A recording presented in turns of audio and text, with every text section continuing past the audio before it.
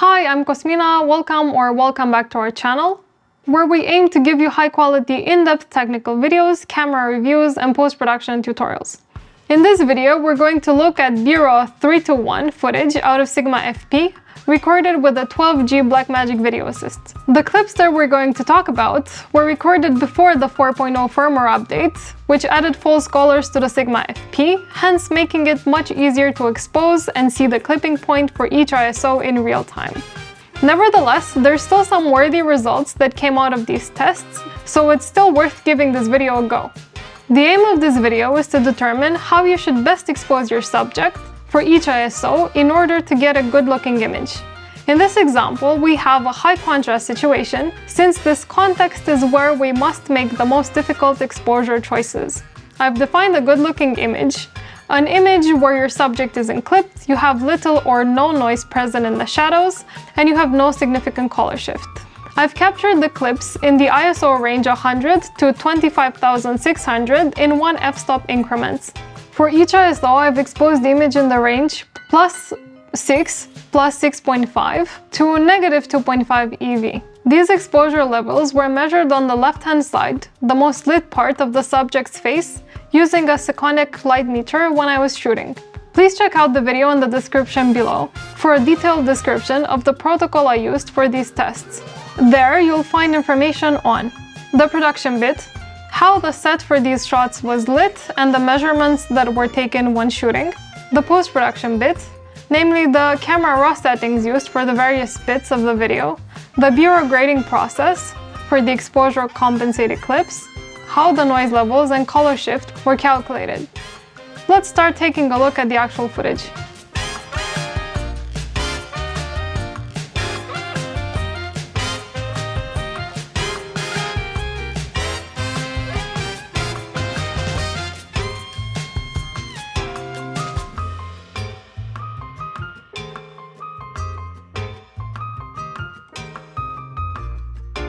The false color app fails to recognize clipping in some shots. The clips also looked like this during shooting when I was using the false colors on the monitor.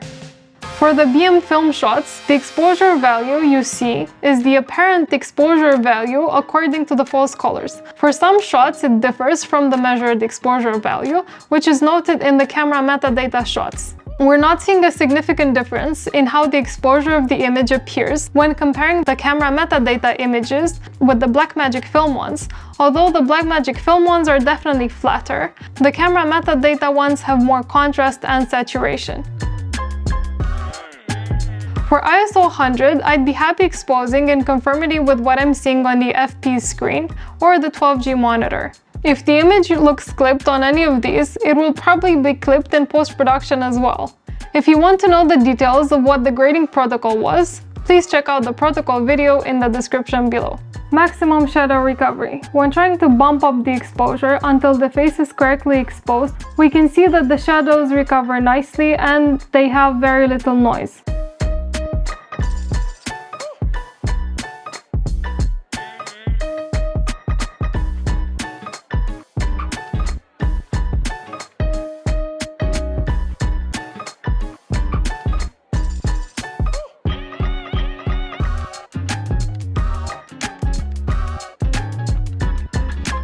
The false colors app starts showing the clipped areas, but they're yellow, not red as they should be.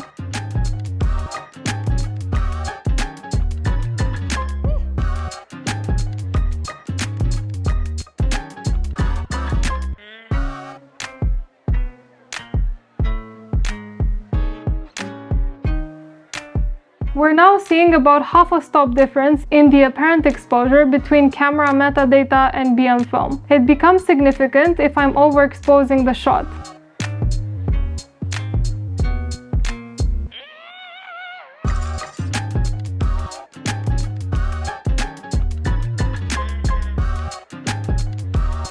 Starting with the measured +3.5 EV, I can now recover most or all the areas that I saw clipped during shooting if I use highlight recovery and put them in BM film and DaVinci. Same as ISO 100, image looks good with little noise.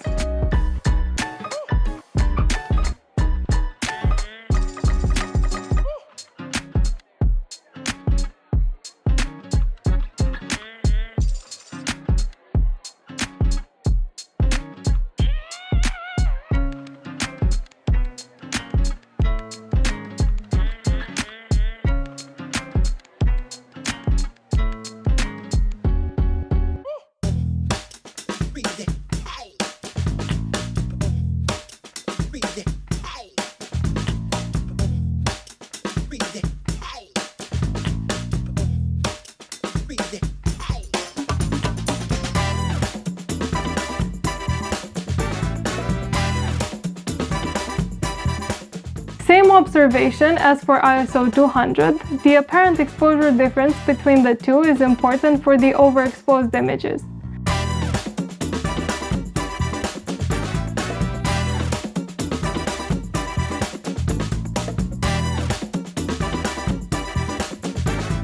Notice that we can now recover clipped areas from areas with EV equals plus 4.5, which is 1 f-stop more than for ISO 200. We'll talk more about the trend at the end of the tests. For the last clip, we can see a slight color shift. We're starting to see noise in the shadows. It's still not bad though.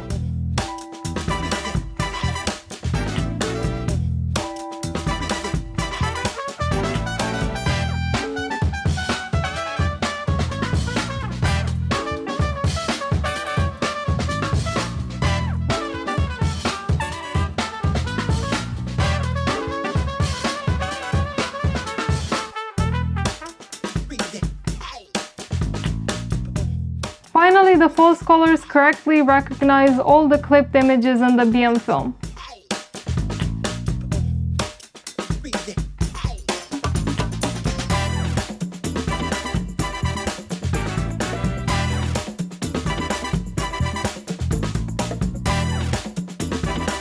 From now on, we're really starting to see a significant apparent exposure difference between camera metadata and BM film images in the overexposure side. You can't trust your screen during shooting to tell you if you're clipped or not.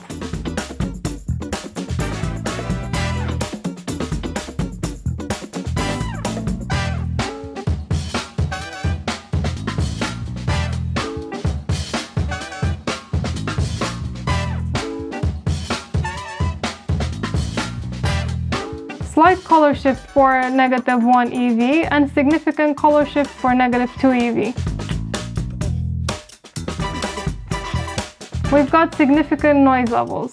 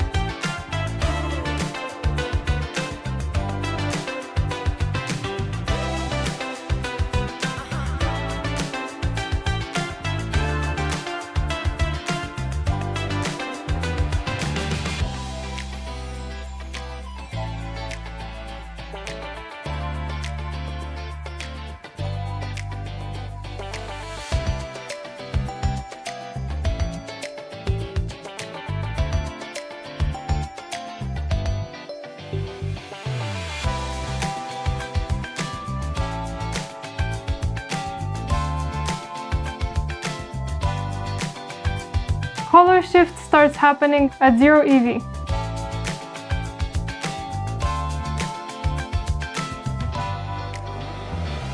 From here on, there's lots of noise.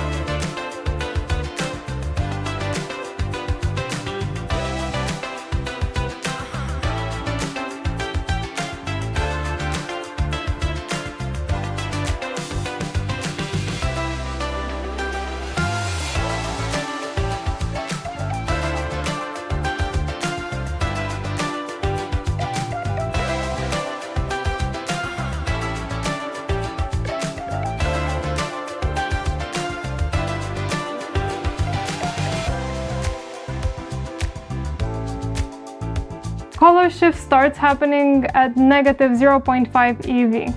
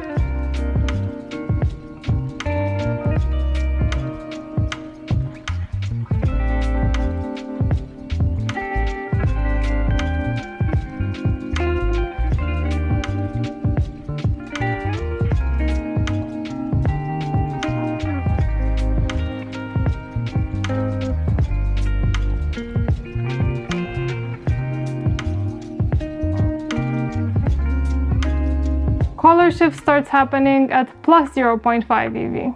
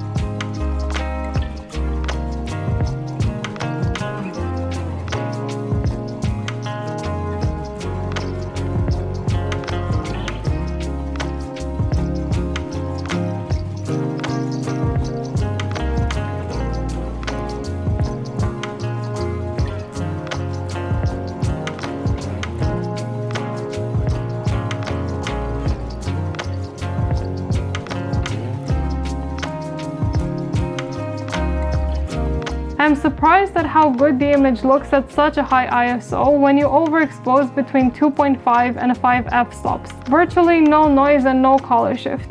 The color shift starts happening at plus 0.5 EV.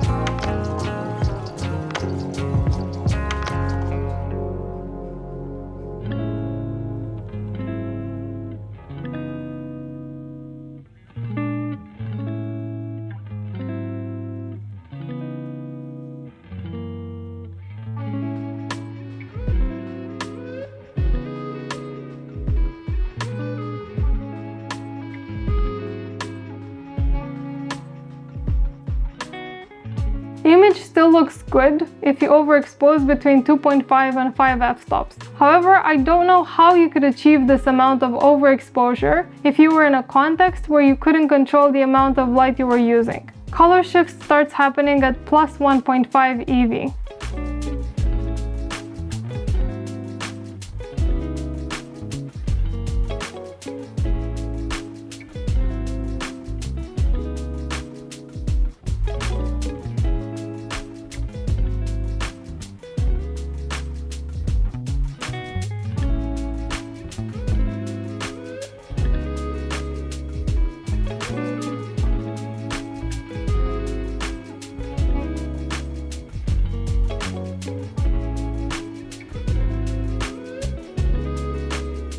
In the left upper corner, I put the camera raw settings I used in grading these shots. I tried to recover as much detail as I could from the shadows.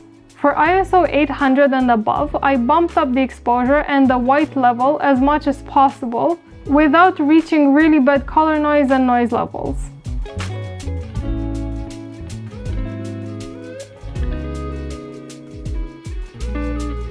That's it for the visual stuff.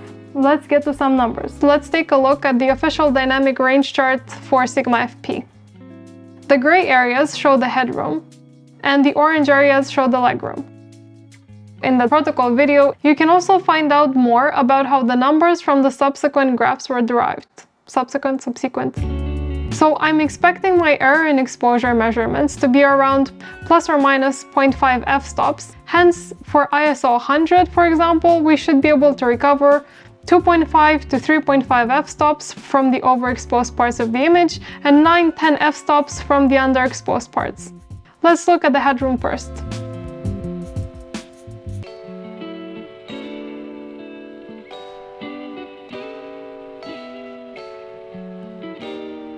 Right, so based on our tests, if I didn't want to worry about clipping, I'd be comfortable exposing as follows. We can see that the results of our tests are around the values from the official Sigma FP dynamic range chart if we apply the plus minus 0.5 EV error. I have one note to make here though. Be extra careful if you expose your subject close to the clipping point. If we look at ISO 100 for the plus 2.5 EV exposure compensated image, you can see that there is still a small area on the cheek here, which is clipped. Even though my exposure is on average plus 2.5 EV for the face, the angle at which the light hits that area makes it brighter by 0.5 to 1 f-stops, so it's clipped. Same thing for the ISO 200 plus 3.5 example. So I think for safety it's best to expose your subject at most maybe half a stop lower than the clipping point shown in these tests. For the legroom, I wasn't interested so much to know how much I can force up the exposure in the shadows in order to get some details, but more in what's the lowest EV level that produces an image with a decent amount of noise. Or rather, an image that doesn't have so much noise that you can't really use it. So that's what we're gonna talk about. Acceptable noise levels for each ISO. I've calculated the noise levels in the graded shots since I found that to be the most relevant as opposed to looking at the camera metadata or BM film shots.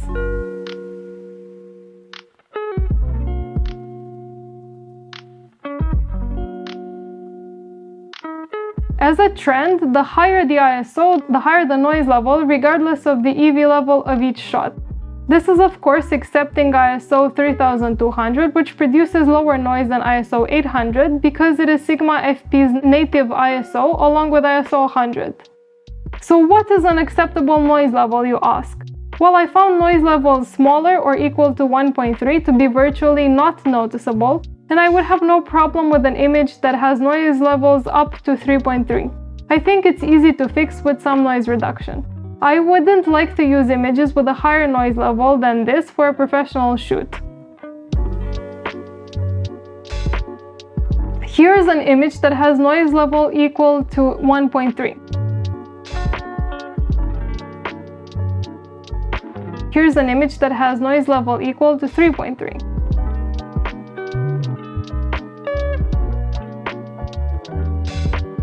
For these color shift graphs, the y-axis shows if there is a color shift or not. I noted y equals 0 if there isn't any color shift, y equals 0.5 if there is a slight color shift, and y equals 1 if there is a significant color shift. Here's some illustrations of these.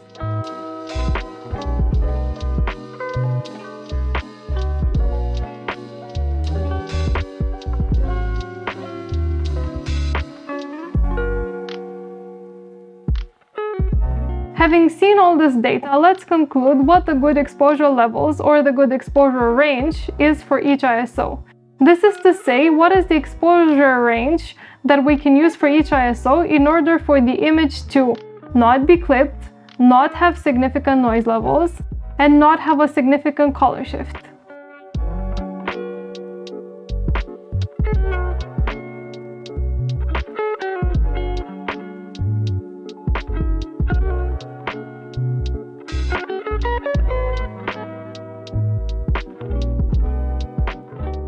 That's it for today. Thanks for watching. If you like it, press like and subscribe. Please comment if you've got any further questions. Thank you.